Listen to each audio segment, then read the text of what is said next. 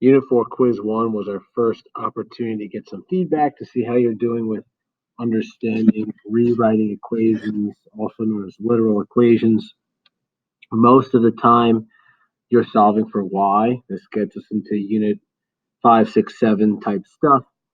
So the first question, when it says to put the equations into function form, that's synonymous with solve for y. Rewrite so y is a function of x. As we've talked about, each equation is separated by plus signs, minus signs, and equal signs. Those are terms. You first want to isolate the term that contains your variable. In the first example, that would be the y, or 1y. It's as simple as subtracting 3x from both sides. Subtraction property of equality, y equals, you could have put 10 minus 3x as your answer. I would have preferred 3x plus 10. Send the constant to the end. Y equals negative 3x plus 10. Super simple one. It's already 1y, so we're done. B is a little bit different because there is a coefficient for y other than 1, so we have a little more work to do. We're going to subtract the 6x from both sides. In other words, transpose it to the other side. Negative 3y equals negative 6x plus 21. Again, the constant 21 went to the end. Again, the habit of sending the constant to the end. Divide every term by negative 3 to change the variable to 1. And we get negative 6 over negative 3, or negative over negative is a positive.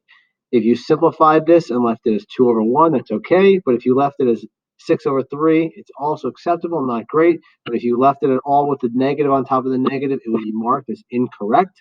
A negative over a negative needs to be simplified to a positive. In this case, best answer is 2x. Same thing here. Positive 21 divided by negative 3 is a negative 7.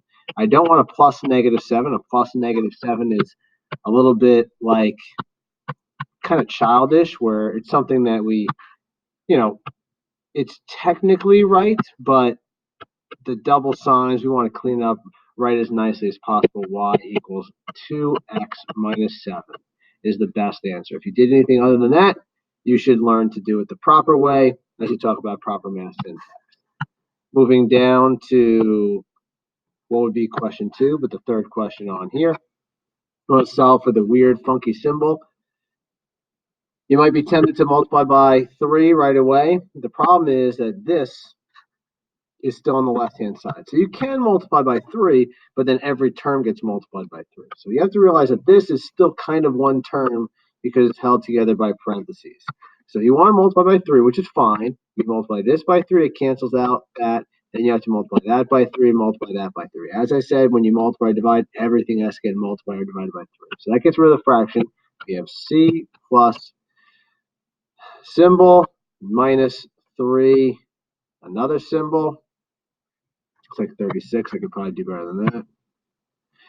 Equals 3 musical note symbol. All right, now we have separated terms, so we got to solve for the c. So we could subtract n and add 3, and then do the same thing to that side.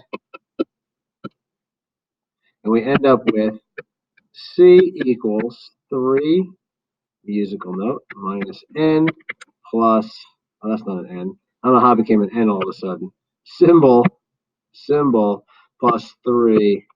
So that's a key for you too, is please don't just get sloppy and think it turned to n, because if you wrote an n, if I wrote an n as my final answer, that would be incorrect. So that's one of the ways to do it. I'll show you another way.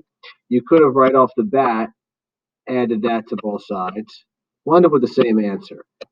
1/3 c plus your section equals musical note plus that guy.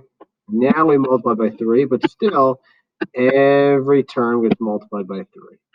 C plus section equals 3 musical note plus 3 that, subtract, not an n, subtract, we end up with C, copyright equals 3 of those plus 3 of those minus that guy. Not super simple, not super difficult, but you need to work with things other than letters as variables.